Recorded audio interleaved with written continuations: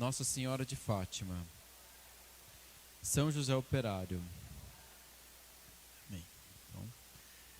Então, chegamos finalmente ao Novo Testamento, né? Então a gente conseguiu passar todo o Antigo Testamento, graças a Deus. A gente foi tentando ir praticamente livro por livro, né? A gente talvez não tenha visto, depois olhando para trás, o livro do profeta Baruque, tá? Que é um livro curtinho. E aí, um outro momento, a gente pode voltar para... Porque acho que não teria sentido a gente voltar para falar dele, que ele está dentro daquele contexto dos profetas na época do exílio. Baruque, para quem não sabe, ele era o secretário de Jeremias, o profeta. Fala isso no livro de Jeremias, né, que ele entregou um tomo para Baruque. E aí Baruque, o livro dele se passa na época do exílio. E aí ele fala para o povo naquela época, como a gente já viu muitas vezes, vocês já até cansaram de ouvir falar do exílio da Babilônia, né? Então, e aí um outro momento a gente pode falar um pouco sobre ele. Vamos falar um pouco agora, fazer uma introdução sobre o mundo do Novo Testamento, tá bom? Então, a gente não vai falar diretamente sobre nenhum livro em particular, a gente vai dar um panorama geral do Novo Testamento. O que era, né? Como é que era o mundo naquela época? Então, lembra que a gente saiu do Gênesis, depois as narrativas dos patriarcas. Para vocês terem uma ideia, só para situar em número de anos, os patriarcas, Abraão, Isaac, Jacó, tudo isso é em torno de 2000 anos antes de Cristo. Tá? Então, mais ou menos a mesma distância que nós estamos de Jesus, os primeiros patriarcas estavam dele, né? Abraão, Isaac e Jacó. Depois tem a narrativa do Êxodo, Moisés, né? Que a gente viu, e o Êxodo, a lei. Tudo isso se passa mais ou menos entre 1500 e 1200 antes de Cristo, tá? Os arqueólogos não sabem muito bem, mas se tem a impressão de que é mais ou menos entre 1500 e 1200 anos antes de Cristo. Sempre vocês ouvirem falar de Moisés, da lei, do deserto, é mais ou menos nessa época. E aí, de 1200 até o ano 1000, é aquela época difícil e tumultuosa dos juízes. O mais famoso deles é Sansão, né? Então, e aí, no ano 1000, mais ou menos, é o reinado do rei Davi. Então, no ano 1000 antes de Cristo, exatamente 1000 anos antes de Cristo, é o rei Davi, e logo depois o rei Salomão. E dessa época que também começam a ser feitos os salmos, que a gente estava vendo no encontro passado. Claro que muitos deles não foram escritos por Davi mesmo, mas eles foram escritos na época da monarquia, muitos deles, outros depois na época do exílio, e um ou outro na volta do exílio também. Então, o livro dos Salmos, mas ele vem em grande parte dessa época a partir do rei Davi, do ano 1000 antes de Cristo. E aí, lembra que depois de Salomão, tivemos a divisão dos dois reinos. O reino do norte, que era mais rico, maior, tinha as 10 tribos do norte. O reino de Israel tinha as melhores terras, as terras mais férteis, mas foi o primeiro reino que se afastou de Deus e caiu em idolatria, com aquele santuário em Betel e em Dan. E aí fizeram um bezerro de ouro lá e começaram a cultuar lá e se afastaram em idolatria. O reino de Israel é o reino do norte. E o reino do sul é o reino de Judá, da onde vem o nome judeus, né? São os que eram do reino do sul. O reino do norte caiu primeiro, desapareceu primeiro no ano de 722 a.C. E o reino do sul desapareceu, foi destruído em 587 a.C. Então, um tempinho depois, né? Uns 100 e poucos anos depois. Então, o primeiro reino do norte caiu para os assírios e o reino do sul caiu para os babilônicos de Nabucodonosor, que tomou, destruiu o templo e acabou com tudo e levou o povo em cativeiro para a Babilônia. E aí, mais ou menos no ano 530 a.C., o rei Ciro da Pérsia permite que os judeus voltem. E eles voltam. E aí lá, depois reconstruindo ali o templo, reconstruindo a cidade, os muros na época do domínio persa. Estão os livros Esdras e Neemias, que a gente viu desta época. E aí também, logo depois, vem as conquistas de Alexandre o Grande. Então, retomando aqui, né? Esse aqui é o império dele, tá? Então, para vocês terem uma ideia, eu vou pôr uns mapas aqui para vocês enxergarem, tá? Então, esse aqui é um pedaço do mar Mediterrâneo, tá? Aqui é o Mar Negro, onde aqui está a Ucrânia, onde hoje está tendo aquela guerra, né? Então, se vocês ouvirem falar de Ucrânia, é aqui. Essa aqui é a Península da Crimeia, né? Também faz parte da guerra, né, que está tendo hoje, tá? Então, essa aqui, mas aqui é a Grécia, tá? Então, essa aqui é a Grécia antiga. Aqui fica a cidade de Corinto, que a gente ouviu hoje na primeira leitura. Também tinha outras cidades, Esparta, aqui, Atenas, mais aqui, né? Enfim, aqui é a Grécia antiga, essa região aqui, tá? Essa região. Esse aqui é o império que começou aqui e tomou tudo, chegou até a Índia, né? Aqui fica a Índia, tá? Conquistou todo o Oriente Médio, o Egito, o que hoje é o Irã, antigamente era a Pérsia, e aqui é a Índia. Então, esse é o império do Alexandre Magno, tá? Ele não viveu muito tempo, viveu apenas 35 anos, mais ou menos, se não me engano, e logo ele morreu, e o seu filho não pôde suceder, não foi aceito, e o seu império foi dividido entre os seus generais, tá? Então aqui estão os generais que dividiram os diversos, picotaram o império do Alexandre, né? E aqui, entre os mais poderosos, estão aqui os Seleucitas, tá? Que são esses aqui, do Seleuco, o general Seleuco, e os Ptolomeus, ou Lágidas, que ficavam no Egito. São todos gregos aqui, todos esses reinos aqui são reinos gregos. A língua mais importante nessa época era o grego. Então, que nem hoje é o inglês, na época era o grego, né? Você queria falar, queria ir para o exterior, queria escrever alguma coisa que todo mundo fosse ler, você escreveria em grego, tá? Era a língua do comércio. E aí tinha esses diversos reinos, cujos reis eram gregos. Então, o faraó do Egito aqui, o Ptolomeu, era grego.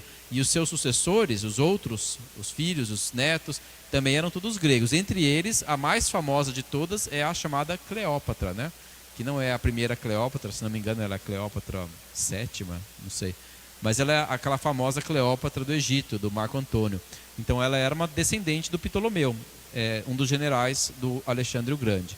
E eram gregos que dominavam o Egito. E esses dois reinos aqui vão ficar disputando essa terra aqui, que é onde está o reino de Israel, né? Onde está a Palestina ali, o povo de Israel aqui dentro, tá? Nesse trechinho aqui.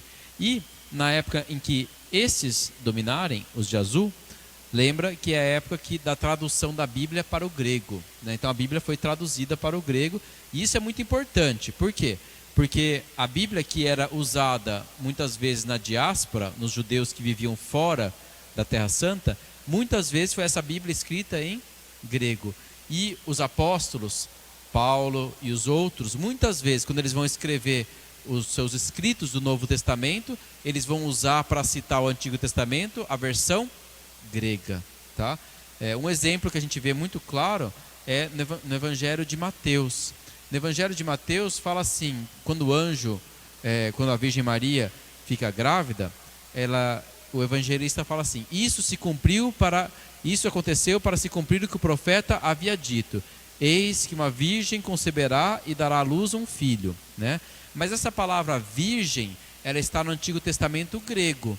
No Antigo Testamento hebraico não está a palavra virgem, está a palavra donzela, tá? Que pode ser uma virgem também, né? Mas é para vocês terem ideia de como o autor do Evangelho de Mateus tinha na frente dele Isaías na versão grega, né? Não na versão hebraica. E assim também São Paulo e muitos outros. Quando eles citam os Salmos ou citam alguma coisa do Antigo Testamento, a grande maioria das vezes eles estão citando da versão grega, tá? Que aconteceu, que foi traduzida na época em que dominou este reino aqui do Egito, que era grego, né? Que era de elite grega. E tinha muitos judeus que moravam aqui na cidade de Alexandria, tá? Fundada por Alexandre o Grande. Bom, na época em que estes aqui vão dominar, os amarelinhos aqui, dos Seleucitas, estes vão ser os da época da perseguição dos judeus, que está escrito no livro dos Macabeus, que nós vimos um tempo atrás, 1 e 2 Macabeus, né? Então, eles que vão tentar impor a religião grega, os costumes gregos, o circo, os deuses gregos, vão colocar uma estátua de Zeus sobre o altar do templo em Jerusalém, vão fazer a abominação da desolação. Então, tudo isso vai acontecer durante o domínio deste daqui, né? Desses amarelos, né? Os Seleucitas. E nesta época que vão se revoltar os Macabeus, da família do Judas Macabeu. Então primeiro se revolta o Matatias, e depois de Matatias os seus filhos, Judas Macabeu, Jonatas e os outros, vão levar à frente a rebelião, vão conquistar, vão ter sucesso, vão conquistar primeiro esse pedacinho em verde aqui. Então aqui é um zoom, né? É um zoom desse trechinho aqui, ó. A gente vai dar um zoom aqui. E aí vão conquistar primeiro essa parte em verde aqui. E aí depois os seus sucessores, né, os filhos e os seguintes vão conquistar o que está em roxinho aqui, né? Então até que vai ter um grande sucesso. Eles vão retomar grande parte da Terra Santa, tá?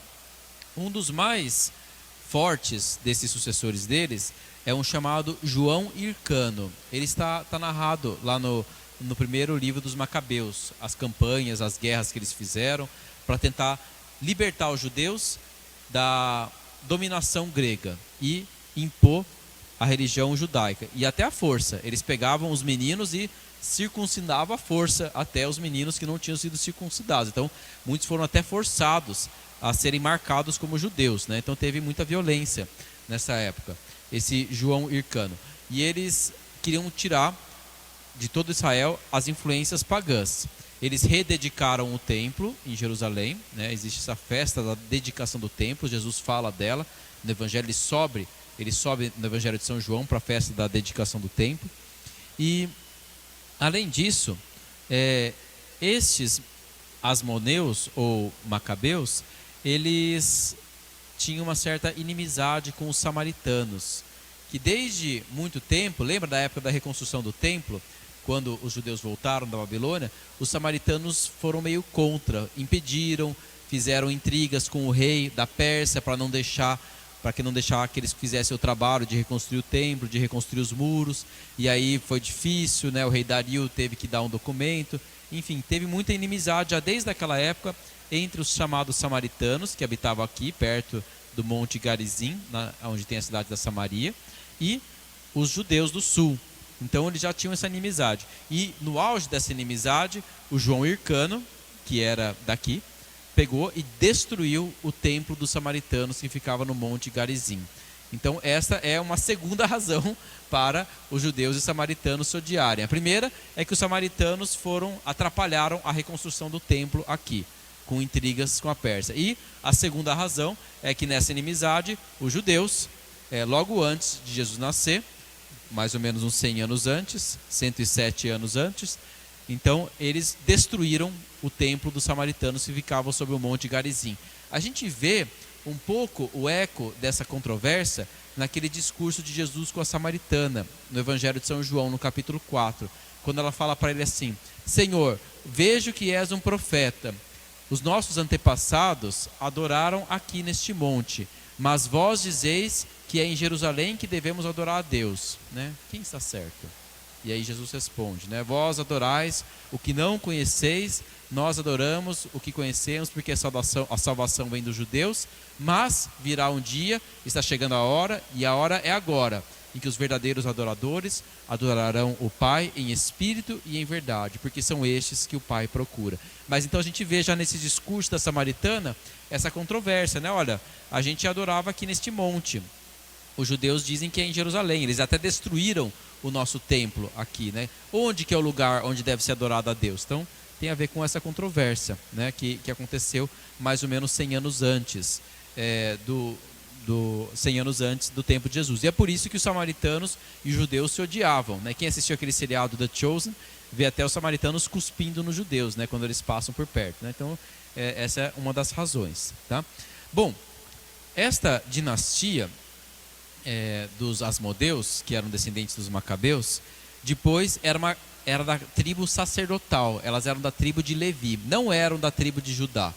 Então eles não eram descendentes de Davi, eles eram descendentes de Levi, né? Então eles não poderiam ser os Messias, porque o Messias era descendente de Davi, né? Era o filho de Davi, não eles, né? Então, além disso, eles se declararam sumos sacerdotes aqui em Jerusalém e entenderam que para sobreviver eles precisavam fazer alianças políticas, principalmente com o principal poder que havia na época, que era, não sei se eu não pus aqui, não pus, mas é esse aqui da primeira slide, era o Império Romano, este daqui, tá?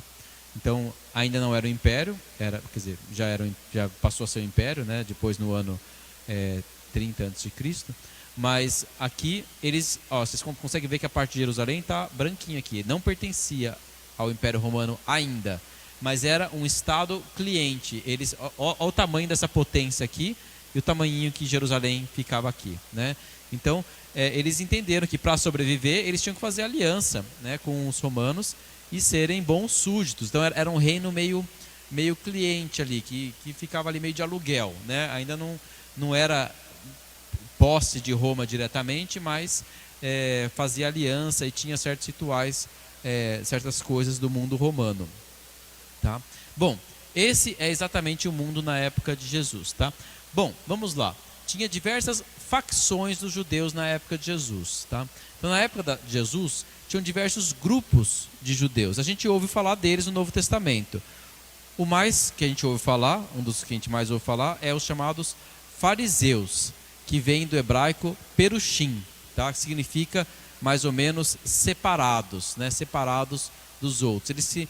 Eles eram uma classe de leigos, tá? Os fariseus não eram sacerdotes, eles eram leigos, mas eram uns leigos de uma visão muito radical da lei, e eles entendiam que a única forma deles sobreviverem é se eles fossem fiéis a Deus, se mantendo puros, separados dos outros povos, sem nenhuma influência pagã, mas mais ainda, eles achavam que todos os judeus deviam adotar os costumes dos sacerdotes de se manterem puros ritualmente. Então, se vocês forem ler no livro do Levítico, tem diversos rituais que o sacerdote tinha que fazer para se manter puro, para entrar no templo. Ele tinha que se lavar de um jeito, se lavar de outro e tal. Se ele encostava em tal coisa, ele ficava impuro, não podia entrar no templo.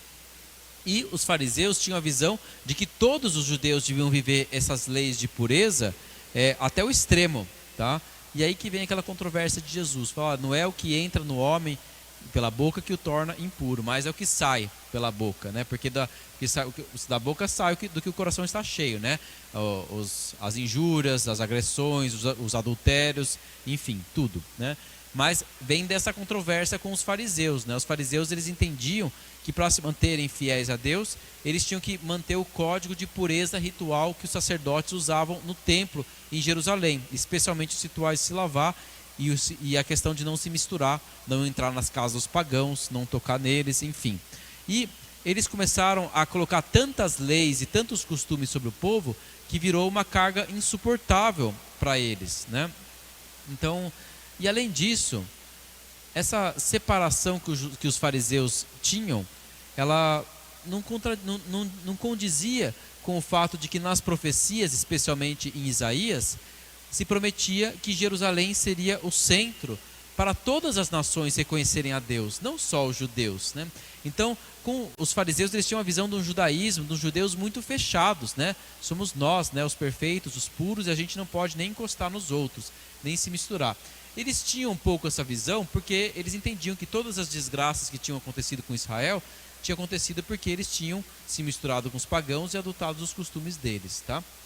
Mas a gente vê muito dessas controvérsias de Jesus com os fariseus no Evangelho, tá? Então, os fariseus eram esses judeus que tinham essa visão de que eles tinham que se manter separados, puros, com a pureza ritual, separados dos outros, né? E seguir todas as leis à risca. E mais ainda, que a salvação vinha de seguir a lei, né? São Paulo fala isso nas suas cartas. São Paulo era um fariseu, é o mais famoso dos fariseus, é São Paulo, né? E eles entendiam que você se salvava sendo fiel à lei, né? Sendo fiel, cumprindo todas as leis. E aí São Paulo, quando ele tiver a sua conversão, ele vai falar que ele vai ter aquela virada, né? Ele vai falar, não é a lei que me faz que eu me salvo, né? Mas é a graça de Deus. Porque a verdade é o seguinte, quando a gente for ler os escritos de São Paulo, a gente vai ver, a lei conseguiu mostrar Jesus para São Paulo? Não.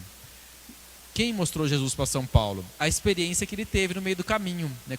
Quando ele, no meio do caminho, viu aquela luz, caiu por terra, e aí Jesus fala, eu sou Jesus a quem persegues, aí sim ele encontrou Jesus. Então ele entende que não foi o seu cumprimento rigoroso da lei que o salvou, mas foi o Cristo que o salvou, e depois de o salvar, o torna capaz também de ser uma pessoa justa. Porque, claro, para São Paulo é necessário seguir a lei, mas não a lei que nos salva, é a graça que nos salva e nos torna, inclusive, capazes de cumprir a lei. É o contrário do que os fariseus falam, né? Para os fariseus, se eles cumprissem a lei, eles iriam merecer a salvação. E para Paulo, que era um fariseu, ele fala, não, a salvação a gente recebe sem merecer. E aí, claro, a gente, como a gente foi salvo, a gente vai cumprir também a lei, os mandamentos da lei, né, porque é necessário amar o próximo como a si mesmo, né? Jesus, ele fala isso, o resumo da lei é amar a Deus e amar o próximo, né? Então, essa controvérsia dos fariseus. Outro grupo que existia era o grupo dos chamados saduceus. Saduceus vem da palavra Sadoc, tá? Sadoc era o sacerdote na época do rei Salomão.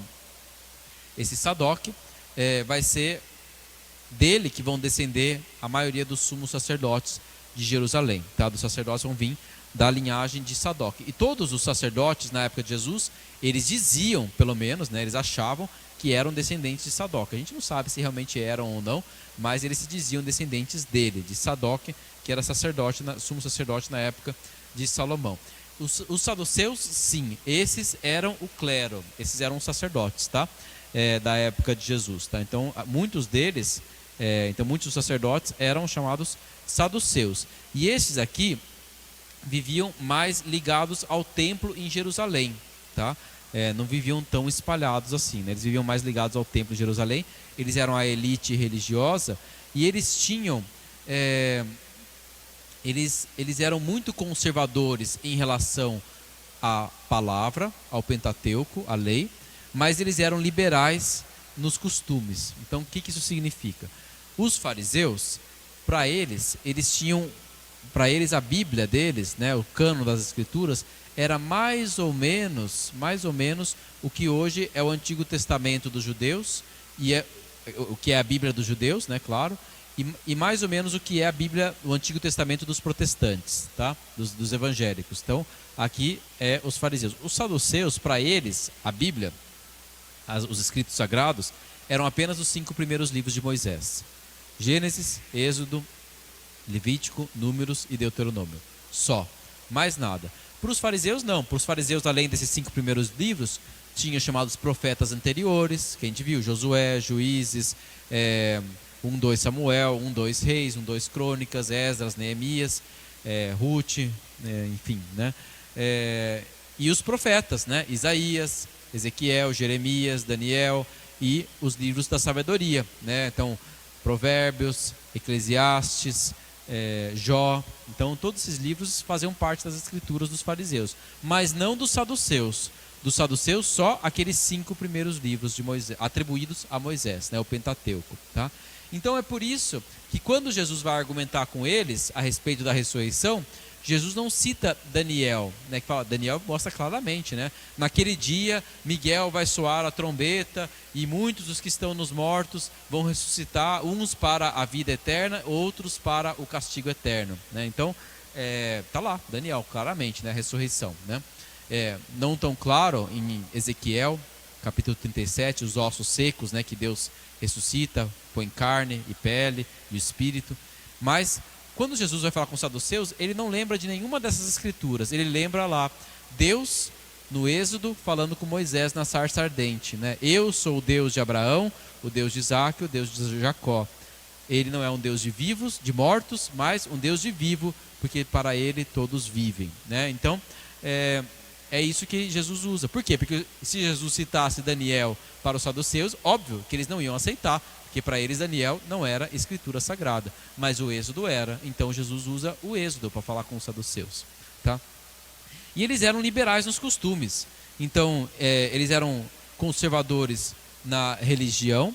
Por exemplo, eles não acreditavam em ideias que foram surgindo de maneira mais moderna, não acreditavam em anjos, não acreditavam na ressurreição dos mortos, provavelmente não acreditavam na alma ser eterna, né? A gente não sabe, mas eles acreditavam que era muito bom fazer aliança com os impérios, né? De fora, com os políticos, com Roma.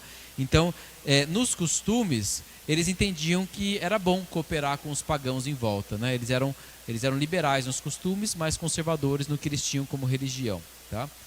Um outro grupo que não fala deles na Bíblia, mas tem muitas pistas deles lá, são os essênios, tá? E é muito interessante. Os essênios, eles são narrados por Flávio Joséfo, que era um historiador judeu da época da destruição de Jerusalém, no Império Romano, e ele escreve sobre os essênios, embora a gente não ouve falar diretamente deles no nosso Novo Testamento. Os essênios são um grupo de judeus piedosos desta época aqui, que fugiram de Jerusalém. Dizem alguns dos escritos deles que talvez um deles teria sido um sumo sacerdote daqui de Jerusalém, que teria não gostado das alianças que eles estavam fazendo com os políticos, com os pagãos, foi perseguido, e ele se refugiou aqui, próximo ao Mar Morto. E fundaram uma comunidade lá num lugar chamado Qumran, tá? E eles eram judeus de diversos tipos. Eles eram mais ou menos, né? Eu estou fazendo uma simplificação muito grande, mas a gente tem aqui os salvistas, né? Então os essênios, eles eram mais ou menos como se fossem os religiosos, como se eles fossem irmãos, né? Monges, né? Mais ou menos. E dentre eles existia uma comunidade de, entre aspas, leigos, né? Que não eram monásticos, não viviam ali no convento deles, né, no mosteiro deles, mas viviam fora nas cidades, mas que eram associados ao movimento dos essênios, né? E a gente tem uma impressão que talvez um grupo desses teria sido Isabel e Zacarias. Eles talvez fossem pessoas ligadas aos essênios, mas que não moravam lá em Qumran. Ou, se eles não eram ligados, eles talvez respeitassem muito os essênios. Porque quando a gente lê os escritos dos essênios, que não estão na Bíblia, mas estão naqueles chamados escritos do Mar Morto, tá? Manuscritos do Mar Morto, que foram descobertos em mais ou menos 1949, então faz quase... Como é que estão as contas aí, né? Faz mais ou menos 70 e poucos anos, 74 anos, né? Então, 75, 74 anos. Então, esses escritos lá, eles nos falam mais ou menos como é que era a vida dos essênios. E o Flávio Joséfo também nos fala. Os essênios que moravam em Qumran, aqui, eles eram quase como se fossem monges. Eles não se casavam, tá? Eles não se casavam, não tinham filhos. E a comunidade só crescia através dos filhos dos que eram essênios que não moravam aqui, né? Que moravam fora. E se associavam a eles. Então, que nem os monges, né? Não se casam, não têm filhos. E como é que os monges crescem? Quando tem vocações, né? Que entram ali para o mosteiro, né? E lá eles tinham tudo em comum. Existia uma hierarquia, como se fosse um pai de todos eles ali, que se sentava na mesa, fazia uma grande oração de bendição, na mesa de Eucaristia, né? De agradecimento. Parece muito uma Eucaristia. Era o centro da vida deles, era essa oração que eles faziam na mesa. E eles praticavam, pasmem, muitos rituais com água e batismos. Então, eles faziam batismo para a purificação. E para você entrar na comunidade deles, você tinha que ser batizado. Era assim que você entrava na comunidade deles. Só que eles acreditavam que você poderia ser batizado várias vezes ao longo da vida. Toda vez que você pecava, que você fazia uma coisa impura, você tinha que ser batizado de novo, tá? Mas eles entendiam que no seu primeiro batismo acontecia alguma coisa especial com você, que você realmente era associado àquela comunidade de maneira especial e você se purificava de maneira especial com aquele batismo, porque naquela água havia para eles o Espírito Santo. Interessante, né? Parece com a gente, né? A gente não invoca o Espírito Santo sobre as águas do batismo. Então os essênios também tinham isso, né? Eles acreditavam que na água que eles se batizavam estava o Espírito Santo, tá? Então é por isso que o batismo deles tinha um certo efeito. E eles eles não se davam bem com nenhum dos outros grupos, tanto é que eles se isolaram, né? E o cânon deles, os escritos deles, eram mais ou menos parecidos com o nosso Antigo Testamento, o nosso católico e o ortodoxo, né? Por exemplo, eles têm o livro de Tobias, que não está no Antigo Testamento dos judeus, provavelmente dos fariseus não está no Antigo Testamento dos nossos irmãos evangélicos, mas está no nosso, né? E Tobias está aqui, né? Nos escritos de Qumran. Encontraram, se não me engano, acho que 6 cópias de Tobias ali, tá? Então é um livro que eles usavam muito. Interessante como eles gostavam, né, desse livro. Bom, eles tinham muitos costumes e eles acreditavam, né, na ressurreição. Eles acreditavam, por exemplo, em anjos. E eles viviam como se fossem monges, tá? Existia como se fosse um abade, um pai deles, ou até um bispo, né? Um que ficava como responsável por todos, e os outros eram como se fossem os filhos dele, né? E além disso, existiam os essênios que moravam fora, longe. Eles não se casavam, faziam jejuns, né? Eles viviam uma vida bem austera, como mais ou menos os monges fazem hoje, né? Ou deveriam fazer. E a única diferença é que eles achavam que eles eram uma comunidade perfeita, né? E que a salvação viria através deles e por eles, tá? E mais ainda, eles se acampavam aqui na borda do Jordão, não era por acaso, porque onde começou a entrada na Terra Prometida? Aqui também, né? Quando Josué entrou, foi por aqui, né? Então eles entendiam que quando o Messias chegasse, ele ia chegar por aqui, liderando um novo êxodo, como Josué fez, né? E entraria aqui. E claro, viria um chamado Josué, né? Chamado Yeshua, né? Jesus e Josué é o mesmo nome, né? Então, mas eles estavam enganados, né? Porque não veio deles. Mas deles, provavelmente veio uma outra pessoa, que era o chamado João Batista. E existem muitos estudos que acreditam que João Batista viveu aqui entre os essênios. O que uma hipótese, né, que alguns dos estudiosos falam, não tem isso na Bíblia, a gente não sabe, mas uma hipótese que se pensa é que João Batista, que era de família sacerdotal, porque o pai dele era sacerdote, Zacarias, e os essênios, em grande parte deles, eram de famílias sacerdotais. Talvez Isabel e Zacarias já eram velhos, viram que estavam para morrer, né? E aí entregaram talvez João Batista para ser cuidado pelos essênios ali, né? E ele teria sido criado naquela comunidade monástica, teria criado essa expectativa de que o Messias estava para vir logo, né? O Messias estava para vir, e de que realmente era o momento, mas talvez a desavença deles é que para os essênios o Messias vinha só para eles. E, na verdade, em Isaías está muito escrito que a salvação vem para todos os povos. E a gente vê isso, que João Batista ele pregava para todos, até mesmo para soldados, né? Quando os soldados vieram perguntar para ele, mas o que nós devemos fazer? Olha, ficai contentes com o vosso salário, não extorcais, não façam extorsão de ninguém, né, com violência, não criem revoltas. E os cobradores de impostos? Não cobrem mais do que foi estabelecido. Quer dizer, um essênio nem conversaria com o cobrador de imposto, né? Porque o cobrador de imposto é estrangeiro, né? Então, os essênios eram uma comunidade extremamente fechada e extremamente perfeitinha, entre aspas, né? No ponto de vista deles. E João Batista provavelmente tinha uma visão muito mais aberta do reino de Deus, tanto é que ele prega para todos. E ele batiza não muito longe daqui, ele batiza aqui pertinho, né? O lugar onde João Batista batizava.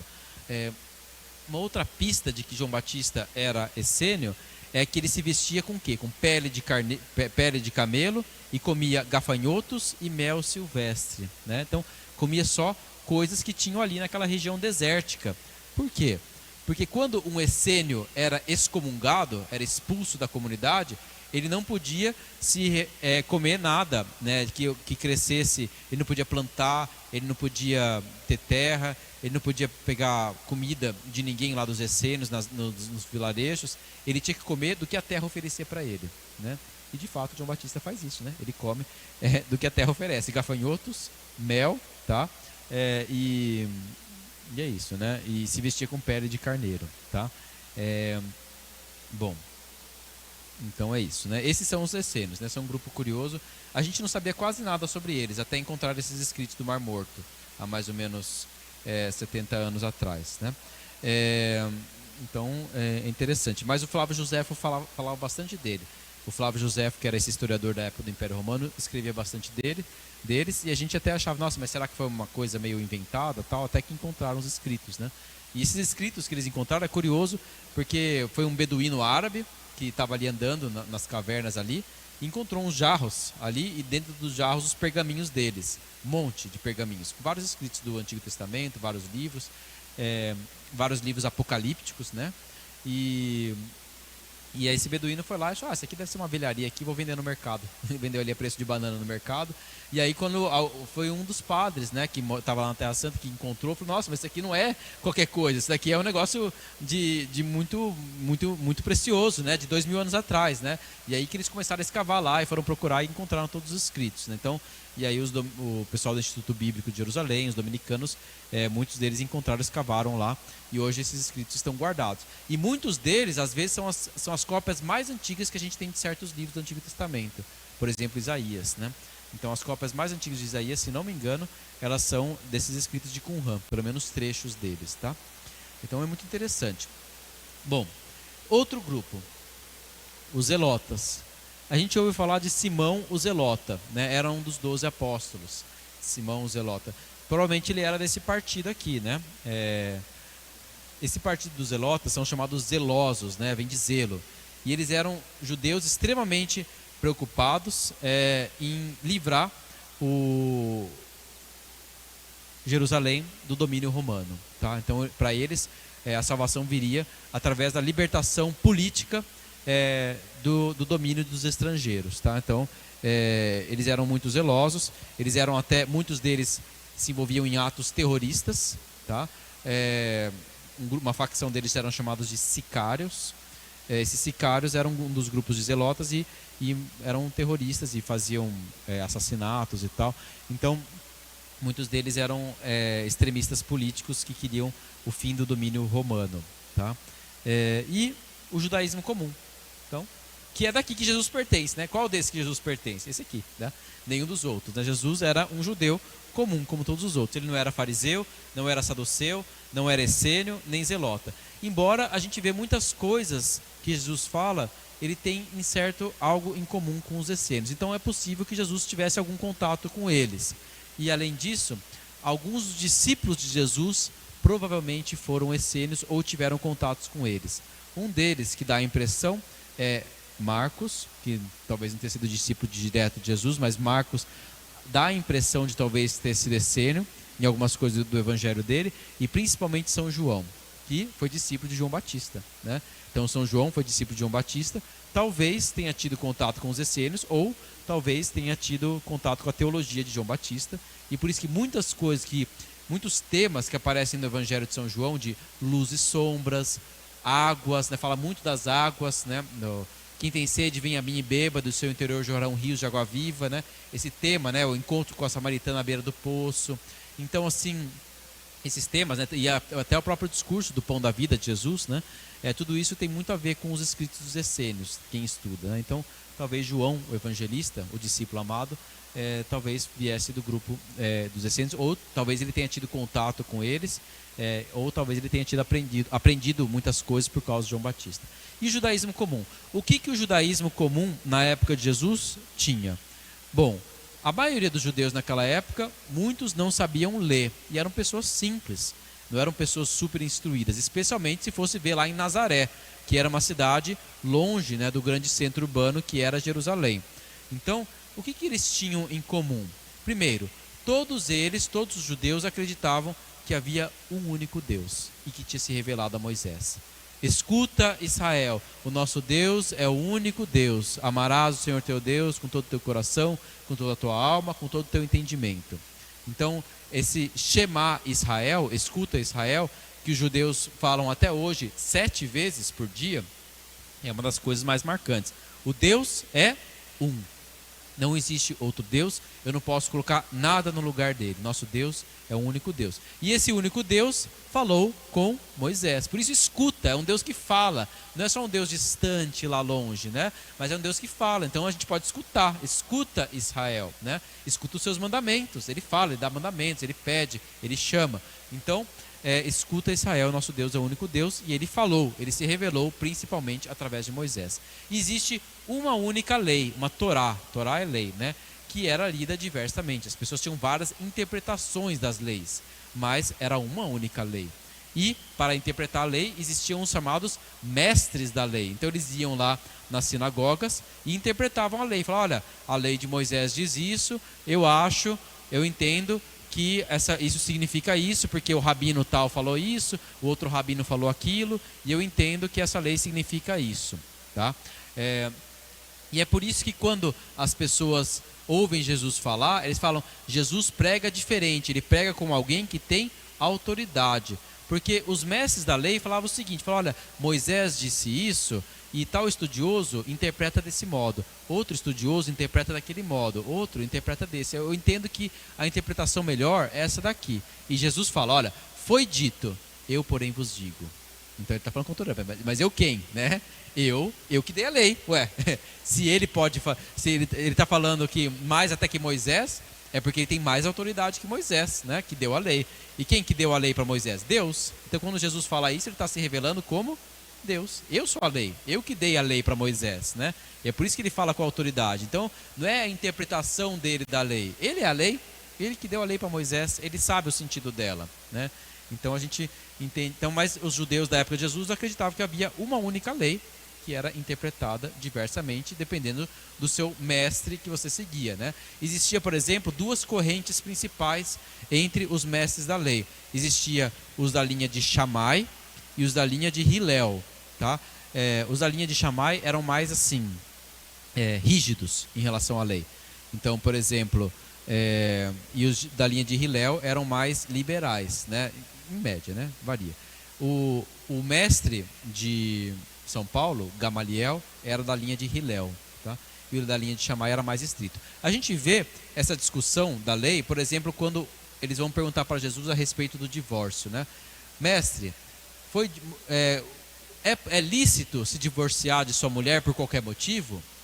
E por qualquer motivo, de onde que vem isso? Vem dos debates da lei. Porque o Hillel falava o seguinte, olha, você pode divorciar da sua mulher se ela queimar seu feijão, entendeu? Se ela cozinhar um negócio que você não gostar, você está lícito, você pode divorciar, é um motivo lícito para você se divorciar dela. E o Shammai falava que não, né? O Shammai falava, você só pode se divorciar da sua mulher se ela te trair, né? Por exemplo, né? Então era uma visão mais estrita. Então, aí os fariseus vão lá perguntar para Jesus, mas e aí, mestre, quem está certo, né? O Shammai ou o Hillel, né? E aí Jesus fala, olha, foi dito, né? Deus os criou homem e mulher, por isso o homem se separará de seus pais e se unirá à sua esposa, e os dois serão uma só carne. Portanto, não separe o homem o que Deus uniu. Quem falava isso? Os essênios. Os essênios falavam, não separe o homem que Deus uniu. Eles pegavam e liam do matrimônio, não a lei de Moisés, mas eles liam, por exemplo, a oração que Tobias faz com Sara, né? No casamento deles, né? Então, Jesus fala, olha, nenhum nem outro está certo, né? Na verdade, né? Não é o que Deus queria. Mas por que Moisés permitiu? Moisés permitiu por causa da dureza do coração, né? Mas não era assim no princípio. Então, a gente vê a lei aqui e as diversas leituras da lei. Uma única eleição, todos eleitos de Deus. Então, todos eles, povo judeu, eles entendiam que eles eram escolhidos, eles foram escolhidos por Deus, para que Deus se comunicasse com eles, que Deus desse uma lei, que eles fossem o seu povo. Então, todos os judeus entendiam que eles eram parte do povo escolhido de Deus, do único Deus que se revelou a Moisés. E um único templo. Então, todo bom judeu, ele sabia que o único lugar que se oferecia sacrifícios era em Jerusalém. Então, a gente vê aquela discussão de Jesus com a samaritana, né? Mas é neste monte ou lá em Jerusalém? E aí Jesus fala, olha, vocês adoram quem vocês não conhecem, nós adoramos quem nós conhecemos, porque a salvação vem dos judeus, mas virá o dia em que não será nem aqui e nem em Jerusalém, mas em espírito e em verdade, tá? Então, mais um único templo, tanto é que Jesus sobe para o templo muitas vezes para peregrinar nas festas religiosas, ele vai lá, ele subiu com seus pais aos 12 anos de idade. Então Jesus era um judeu piedoso, que seguia e que ia no templo oferecer sacrifício. A sua mãe foi lá apresentar Jesus no templo, né, oferecendo um par de rolas, porque era o sacrifício dos pobres. Então, era isso. Bom, quem era o rei na época de Jesus? Tá?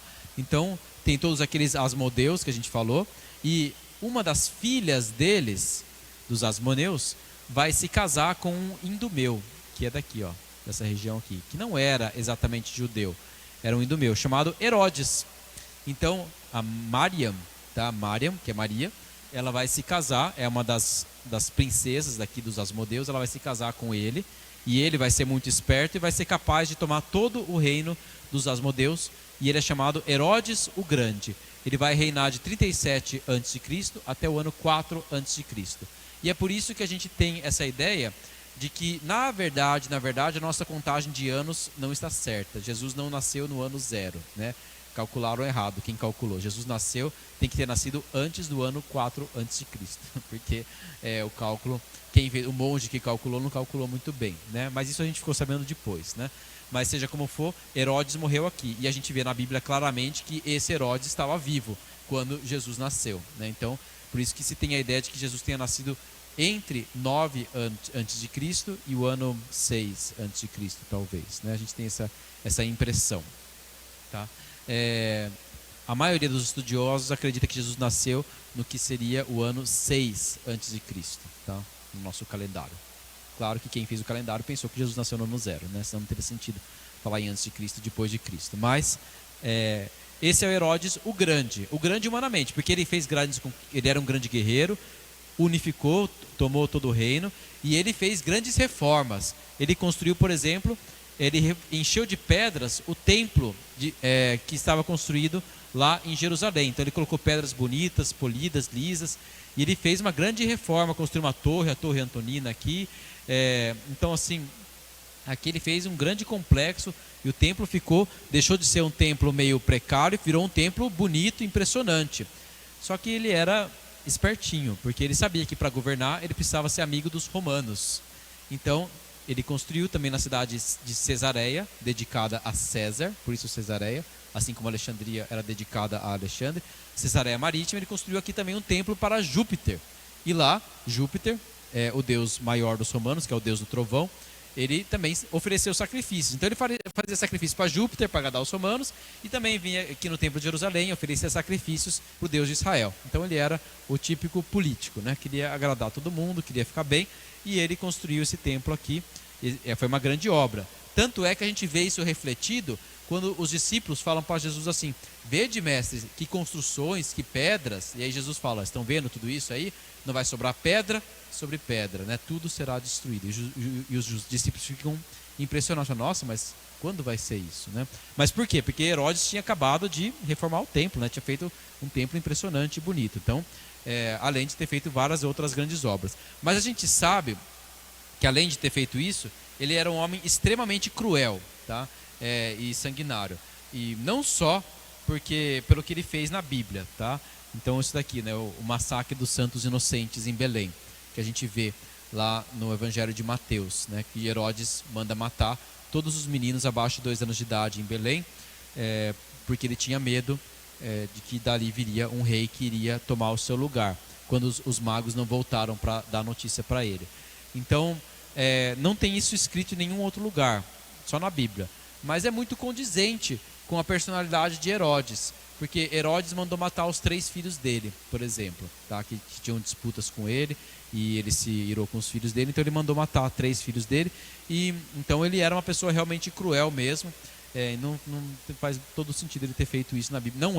Não é estranho para a personalidade que ele era. Ele era meio paranoico, ele tinha medo, tinha mania de que as pessoas estavam querendo tomar o lugar dele, era um rei, mania de perseguição, né? Ele achava que todo mundo ia trair ele, então ele mandava matar, né? Igual muitos ditadores aí que a gente conhece, né? Por exemplo, sei lá, o Stalin, que teve na Rússia, né? Que era desse jeito também, né? E vários outros, né? Acho que provavelmente tem até alguns vivos hoje, né? Bom, ele era o governante na época que Jesus nasceu, tá? Então esse Herodes aqui, o Idumeu, que casou com a Mariam, e usurpou o trono dos judeus, ele que governava na época em que Jesus nasceu. Isso fala bem claramente lá no Evangelho de Lucas, né? Na época em que César Augusto era imperador em Roma, em que Quirino era governador da Síria, em que Herodes era o tetrarca, tá? Então se fala quando foi que o anjo se dirigiu a Virgem Maria, e depois quando foi que o anjo dirigiu-se a Zacarias, né? Depois a Virgem Maria, e o nascimento de Jesus, tá? Então foi aqui. Ele teve vários filhos, mas que herdaram o reino dele foram estes aqui, tá? Então, Arquelau, tá? Que foi do ano 4 a.C. ao ano 6 a.C. Ele era meio louco igual ao pai, e ele durou pouco tempo. Esse aqui vai ser deposto, ele vai ser retirado pelos romanos. Herodes Antipas, então não é o Herodes o pai, é Herodes Antipas, que é o Herodes que domina na época da vida pública de Jesus. Então, quando Jesus fala de Herodes, ele está falando desse Herodes aqui, não desse, né? Esse aqui morreu quando Jesus era criancinha. Mas esse aqui era o que reinava na época em que Jesus vivia lá na Palestina. E era ele que viu Jesus na época da paixão. Então Jesus foi mandado, Pilatos mandou Jesus para Herodes, né? Foi para esse daqui, tá? Então esse Herodes aqui.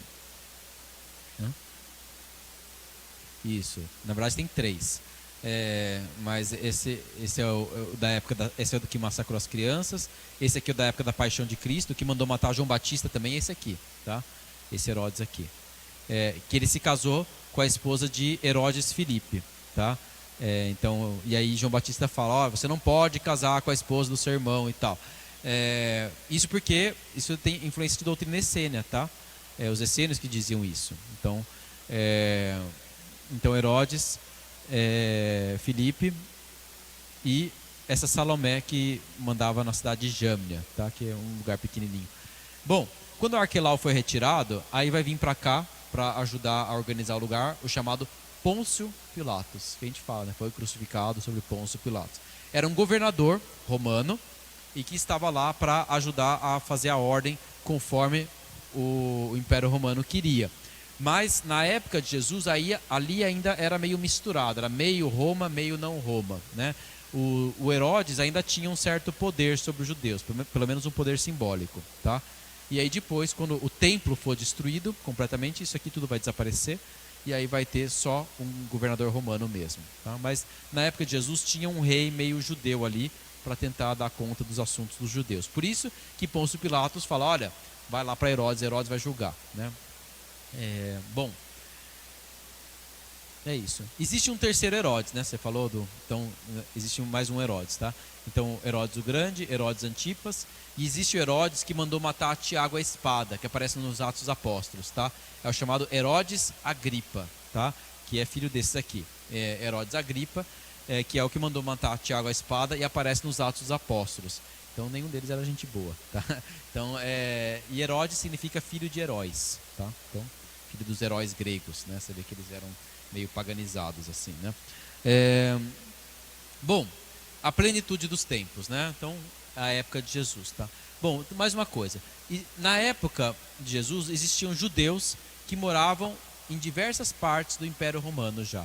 Lembra que Jerusalém foi destruída, os judeus se dispersaram e foi sendo conquistada várias vezes. Então havia muitos judeus que haviam se espalhado por todo o Império Romano, tá? E vocês vão notar isso, por exemplo, na primeira leitura de hoje mesmo, a gente nota. São Paulo, quando foi lá para Corinto, o primeiro lugar que ele vai pregar é na sinagoga, né? Quer dizer, tinha judeus que moravam em Corinto. Então, em Roma também. E assim, Priscila e Áquila eram judeus que moravam em Roma, mas foram expulsos pelo imperador Cláudio. Então, na época de Jesus, os judeus estavam espalhados pelo Império Romano já tinha vários judeus espalhados, chamada diáspora, tá? E entre esses judeus espalhados, eles tinham as sinagogas deles, onde lá eles liam a palavra de Deus, porque eles não tinham como ir para o templo, eles moravam longe do templo, mas eles liam a palavra, igual mais ou menos funciona igual funciona na nossa liturgia da palavra, né, na primeira parte da missa. Eles liam a lei, os profetas, rezavam os salmos, cantavam os salmos, tinham orações, né? Mas não tinha sacrifício, porque não tinha templo, né? Os judeus sacrificavam apenas no templo em Jerusalém. Então, os judeus da diáspora, eles celebravam uma liturgia da palavra, lá, né, longe de Jerusalém, e de vez em quando eles tentavam ir em peregrinação para Jerusalém, para celebrar a solenidade, se fosse possível, tá? Entre os judeus, existiam os chamados prosélitos, tá? Então, prosélito era quando havia uma pessoa que era pagã e que decidia se converter e virar judeu, tá? Então, existe até hoje, é difícil, porque os judeus em geral não gostam que estrangeiros entrem, eles têm suspeitas disso. Para ser judeu você tem que ser nascido de mãe judia, mas na época dos judeus e até hoje existiam chamados prosélitos. É alguém que decide se converter e cultuar o único Deus de Israel, seguir todas as leis e, se for homem, ele tem que se circuncidar. Tem que fazer circuncisão, tá? Dói, né? Então, não é fácil, né? E aí, por causa disso, havia muitos pagãos que eram chamados tementes a Deus, ou prosélitos da porta, que era o seguinte, que eram pagãos, não filhos de judeus, mas que acreditavam no único Deus de Israel, acreditavam nas escrituras dos judeus, mas não tinham recebido a circuncisão, porque não queriam receber a circuncisão, né? Dói, né? Então, eram chamados prosélitos da porta. Eles eram chamados tementes a Deus. Então, vocês vão ouvir essa palavra, muitas vezes, nos Atos dos Apóstolos. Não sei quem era temente a Deus. Temente a Deus quer dizer o seguinte, ele é pagão, ele crê no Deus de Israel, procura seguir a lei dos judeus, mas ele não se circuncidou. E aí que vem aquela controvérsia de São Paulo, é necessário para ser cristão se circuncidar ou não é necessário? Né? Para ser judeu é necessário circuncidar. E para ser cristão? E São Paulo vai falar, não é necessário. E aí os apóstolos vão se reunir em Jerusalém, no concílio de Jerusalém, em Atos capítulo 15, e vão decidir, falar, olha, não é necessário se circuncidar, não é necessário se fazer judeu para se tornar cristão. É necessário aceitar a Jesus Cristo e ser lavado dos seus pecados, isso sim. Né? Mas não receber a circuncisão e seguir todos os preceitos judaicos, isso não é necessário, tá? Graças a Deus, né? Porque é graças a isso que a gente é cristão também, né? Se não fosse isso, o cristianismo seria só uma seita dentre os judeus. Bom, e os samaritanos que nós já falamos, tá? Os samaritanos, só mais uma coisinha, os samaritanos eles tinham apenas a lei também, os 5 livros de Moisés, eles não tinham muitos dos profetas, como os fariseus tinham, então na sua Bíblia. Então a Bíblia dos samaritanos era uma Bíblia menor, e além disso, eles tinham muitos costumes pagãos, eles eram meio paganizados, eles tinham se misturado. Quando na época os samaritanos surgiram, na Bíblia fala disso, os assírios que tinham destruído o reino do norte, levaram muitos israelitas e dispersaram pelo império deles, e assentaram lá muitos pagãos que trouxeram consigo seus costumes. Então, os samaritanos eles eram meio judeus ali, né? Eram como se fosse eles acreditavam no Deus de Israel, mas eles tinham certos rituais pagãos, eles tinham certas superstições, né? Por isso que essa é outra razão pela qual eles não eram muito bem vistos pelos judeus, tá? Então era isso, né? E eles sacrificavam no Monte Garizim, tá? Que era o monte deles. Então é isso. Para os judeus, os samaritanos eram hereges, né? Eram hereges que rejeitavam os livros dos profetas, eles tinham costumes pagãos e sacrificavam fora do templo, e mais ainda, né? Eram descendentes de povos que não eram judeus, né? Então era isso que acontecia, e é por isso que havia essa inimizade entre judeus e samaritanos na época de Jesus, tá? Na época de Jesus se crê que havia mais ou menos 6.000 fariseus morando lá. E samaritanos a gente não sabe, né? Mas existem samaritanos até hoje, se vocês quiserem saber. Existem até hoje em Israel samaritanos. Eles ainda cultuam sobre o Monte Garizim, lá em Israel. E existem mais ou menos 400 samaritanos só, são pouquíssimos, tá? Então, mas existem, tá? Curiosidade, né, para vocês. Então, este é o mundo do Novo Testamento, da época de Jesus. E aí, eu não vou seguir mais adiante, né, senão fica muito tarde. Mas esse era o mundo. Deixa eu ver se tem mais alguma coisa aqui para a gente ver. Aqui é a Terra Santa, na época de Jesus. Então vamos lá, só um pouquinho de geografia. Então aqui é a Galileia. Tá vendo? Vocês vão ouvir falar de Galileia? É aqui em cima, tá? Então aqui é a Galileia. E aqui tem esse laguinho aqui, que é chamado Mar da Galileia, ou Mar de Tiberíades, porque aqui tem uma cidade chamada Tiberíades, em homenagem a Tibério, que era imperador de Roma, o imperador depois de Augusto. Então aqui tem uma cidade de Tiberíades. E aqui é o Mar de Tiberíades, ou Mar da Galileia, ou Lago de Genezaré. Então aqui. Aqui foi o lugar onde Jesus passou a maior parte do ministério dele, né? Os milagres, a pregação, tudo aqui, tá? Então aqui na Galileia. Nazaré é aqui, na Galileia. É um lugar mais longe de Jerusalém. E aqui tinha muitos judeus que moravam aqui, mas que também tinham mistura com pagãos, né? Então eram judeus meio caipiras, meio misturado com os pagãos, tá? Então aqui é isso, né? Aqui é a região da Samaria, tá vendo? Aqui está a cidade de Samaria, tá bom? Então aqui é Samaria.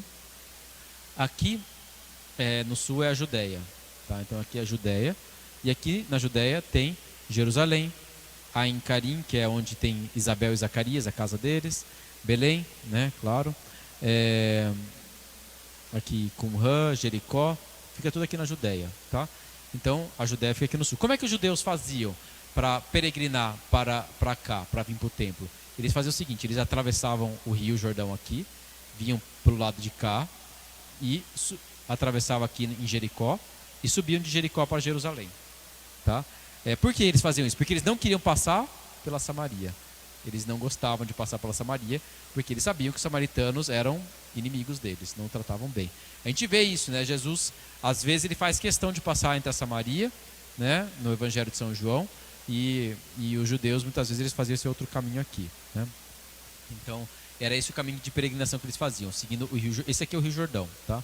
Aqui é o Rio Jordão, o Vale do Jordão. Aqui que Jesus foi batizado, João Batista atuava aqui, né? E aqui é o Mar Morto, tá? Ele não aparece muito no Novo Testamento, mas é isso. Deixa eu ver se tem mais alguma coisa aqui. Bom, aqui em cima é a Fenícia, onde fica Tiro e Sidônia, tá? E aqui é um lugar chamado Decápole, tá? Então Decápole fica aqui. A Decápole aqui significa 10 cidades. Eram cidades pagãs, gregas, e é nessa região da Decápole que Jesus está andando aqui e que ele faz aquela pergunta: quem dizem os homens que eu sou? E aí São Pedro fala: tu és o Cristo, o Filho do Deus vivo, né? E fala: bem-aventurado, feliz és tu, Simão, filho de Jonas, porque não foi a carne nem o sangue que te revelou isso, né? Mas foi meu Pai que está nos céus. Por isso eu te digo, tu és Pedro, e sobre essa pedra edificarei a minha igreja, né? Tiro e Sidônia fica aqui, Tiro e Sidônia, tá? Jesus foi para lá. Então, esse aqui é o mundo da época de Jesus. E aqui vocês podem ver, aqui era o reino de Arquelau, aqui é o reino de Herodes Filipe, aqui era o reino de Herodes Antipas, a Galileia. Por isso, quando fala que Jesus era galileu, né? E aí Pilatos quer mandar para Herodes julgar, né? Galileia era daqui. E é isso, né? Aqui tem Jâmnia e tal. Bom, que mais? Arquelau, ele aparece na Bíblia. Fala o seguinte: Arquelau, quando Jesus está voltando, quando eles vão para o Egito, por causa de Herodes, aí o anjo chama José de volta, para voltar para a terra dele, mas José tem medo de ir ali para Belém, por causa de Arquelau, filho de Herodes, que reinava ali, né? Que era um rei louco também. E aí ele resolve ir para Nazaré, né, na Galileia. Por isso ele é chamado Nazareno. Então o Arquelau aparece ali no Evangelho de Mateus, né, porque era ele que reinava aqui quando Jesus voltou do Egito, tá? E aí José teve medo de vir para cá por causa dele e veio para cá. Então ficou claro, né, a geografia para vocês entenderem, né, quando os lugares onde a gente vai. Acho que é isso, né? Vamos terminar com uma oração, né? Hoje foi mais um curso, né? E Senhor, nós queremos os louvar e vos bendizer pela sua presença entre nós. O Senhor assumiu a nossa história, o Senhor assumiu todas essas coisas pequenas para nós, que são políticas, são coisas humanas, mas o Senhor assumiu, o Senhor quis nascer como homem, sujeito à lei dos homens, nascido de mulher, nascido da Virgem Maria, humilde entre nós. O Senhor, que é o Rei do Universo, se aceitou estar debaixo de reis humanos e reis cruéis. Ajudai-nos, Senhor, a termos a tua humildade, ajudai-nos, Senhor, a sermos como vós. Ajudai-nos a entender também que todas as coisas da história acontecem por vossa providência, nada acontece sem o vosso cuidado, sem a vossa sabedoria que os conduza. O destino dos homens parece estar nos reis grandes desta terra, nas pessoas poderosas, nas pessoas espertas, mas nós sabemos que a sua vontade se cumpre naqueles que têm um coração humilde, naqueles que têm um coração simples de se fazerem os servos do Senhor, como a Virgem Maria, como São José, aqueles que têm um coração aberto, que são aqueles pobres de Israel, que estão sempre dispostos a fazer em tudo a sua vontade. Nós também queremos fazer em tudo a vossa vontade, nós também queremos dizer como a Virgem Maria: faça-se em mim segundo a vossa palavra. Glória ao Pai, e ao Filho e ao Espírito Santo, como era no princípio, agora e sempre. Amém. O Senhor esteja convosco. Abençoe-vos Deus Todo-Poderoso, Pai e Filho e Espírito Santo. Ide em paz, o Senhor vos acompanhe.